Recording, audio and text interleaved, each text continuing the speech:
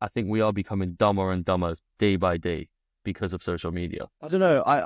I disagree. I don't think it's necessarily lack of intelligence. I mean, you highlighted the power of the media and almost like how you turn on BBC and they're telling you one thing compared to another. Yeah. I think it is more that. I think it is more how people are trusting of media, Yeah. and they don't question the things that they read. And then they just believe that their main primary source, which in the UK would be BBC News. Yeah. I forgot what I was going to say. But, oh, you're saying that you thought it was because people are getting dumber. I think that it's just that people have natural biases, Okay.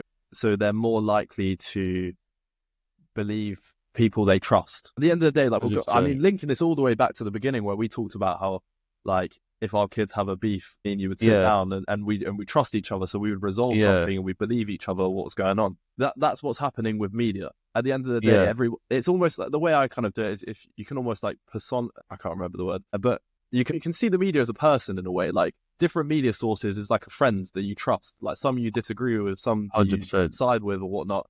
And people see the BBC as like their friend, as like they're Yeah, there because it's been around. to It's been around for like nearly from 2000s, right? it was the first TV channel on TV. When TVs came out, and Yeah. when there was a TV in every single home, it was the first TV channel. Like, it's been around for a long, long time. Like, people trust it as an institution. Yeah.